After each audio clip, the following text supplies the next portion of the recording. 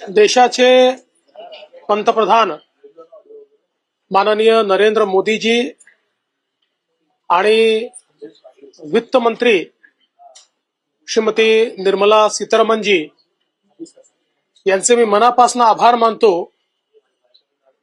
की मध्यम वर्गाकरता एक ड्रीम बजेट त्यांनी दिलेलं आहे आणि अपेक्षेपेक्षा अधिक म्हणजे इन्कम टॅक्सची लिमिट थेट 7 लाखावरनं 12 लाखापर्यंत नेलेली आहे।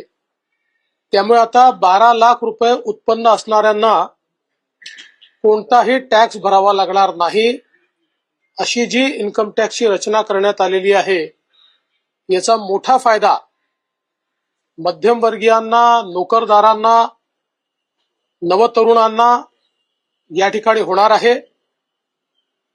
याच्यामुळे एक मोठं डिस्पोजेबल इन्कम हे मध्यम वर्गीयांच्या खिशात येणार आहे आणि ते जे काही इन्कम आहे ते खर्च केल्यामुळे देशामध्ये मागणी किंवा डिमांड ज्याला म्हणतो ती देखील मोठ्या प्रमाणात वाढणार आहे, ज्याचा उपयोग देशाच्या एमएसएमई क्षेत्राला मोठ्या प्रमाणात होणार आहे, त्यातनं रोजगार निर्मिती देखील होणार आहे। त्यामुळे मला असं वाटतं की या अर्थसंकल्पामध्ये अतिशय बोल्ड स्टेप ज्याला आपण म्हणू शकतो, अतिशय धीरानं घेतलेला अशा प्रकारचा हा निर्णय निश्चितपणे भारताच्या आर्थिक इतिहासातला मैलाचा दगड ठरेल असं माझं मत आहे। यासोबत विशेषतः शेती क्षेत्रामध्ये 100 जिल्हे आयडेंटिफाय करून त्याच्यामध्ये शेती विकासाची मोठी योजना राबवण्याचा निर्णय असेल किंवा नवीन पल्सेस मिशन असेल, पहिल्यांदा केंद्र सरकारने घोषणा केली आहे की तेलबियांच्या संदर्भात जी काही व्हॅल्यू चेन तयार होईल त्याच्यामध्ये 100% खरेदी केंद्र सरकार करणार आहे आणि हमी भावाने करणार आहे। त्यामुळे निश्चितच शेतकऱ्यांना अधिक उत्पादन मिळण्याकरता, अधिक पैसे मिळण्याकरता त्याचा एक मोठा फायदा होणार आहे। मासेमारी करणाऱ्यांकरता देखील जी काही क्रेडिट लिमिट 3 लाखाची होती ती 5 लाख बिनव्याजी करण्यात आलेली आहे, ज्याचा फायदा मोठ्या प्रमाणात होईल। आणि शेती क्षेत्रामध्ये खूप मोठ्या प्रमाणात विविध प्रकारची गुंतवणूक देखील सरकारने घोषित केलेली आहे।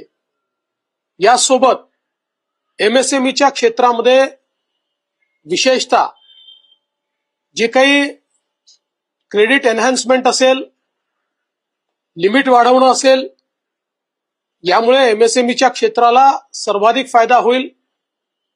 आपल्या एकूण उत्पादन क्षेत्राच्या 36% एमएसएमईचं क्षेत्र पण सर्वाधिक रोजगार देणारं क्षेत्र असल्यामुळे त्याचा विशेष फायदा होणार आहे। आणि सर्वात महत्वाचं महाराष्ट्राकरता, कारण आता महाराष्ट्र हे देशाचं स्टार्टअप कॅपिटल झालेलं आहे आणि स्टार्टअप मधनं सर्वाधिक रोजगाराची निर्मिती होते आहे।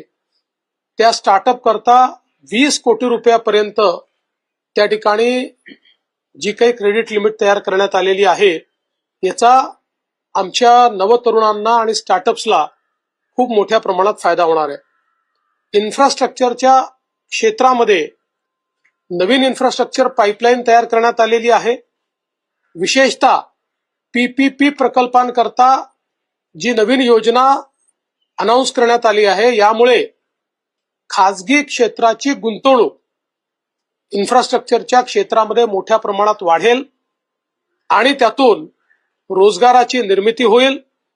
त्यासोबत ऍसेट मॉनिटायझेशनचं नवीन फ्रेमवर्क आहे, त्यामुळे निश्चितपणे ज्या ऍसेटमध्ये गुंतवणूक केली आहे त्यातनं पैसा रिअलाइज होणं आणि तो दुसरीकडे डिप्लॉय करणं, याला एक मोठी चालना मिळणार आहे. विशेषतः युवांकरता वेगवेगळे जे मिशन या ठिकाणी अनाउन्स करण्यात आलेले आहेत ते अत्यंत महत्वाचे आहेत आणि त्यांच्या स्वप्नांना भरारी देणारे आहेत. खरं म्हणजे आपण जर बघितलं तर 21व्या शतकातला हा अर्थसंकल्प विकसित भारताचा अर्थसंकल्प आहे. भारताला गतीने पुढे नेणारा अर्थसंकल्प आहे आणि भारत हा प्रगल्भ अर्थव्यवस्थेकडे चाललेला आहे आणि त्याचसोबत सर्वसमावेशक अर्थव्यवस्थेकडे चाललेला आहे. या दोन्ही गोष्टी या अर्थसंकल्पातनं आपल्याला पाहायला मिळतात.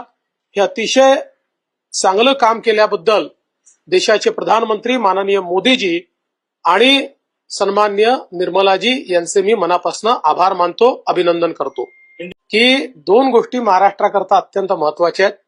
स्टार्टअप इकोसिस्टीम, कारण आपल्याला माहिती आहे की आता नंबर ऑफ स्टार्टअप आणि गुंतवणूक या दोन्ही पॅरामीटरवर महाराष्ट्र नंबर 1 झालेला आहे.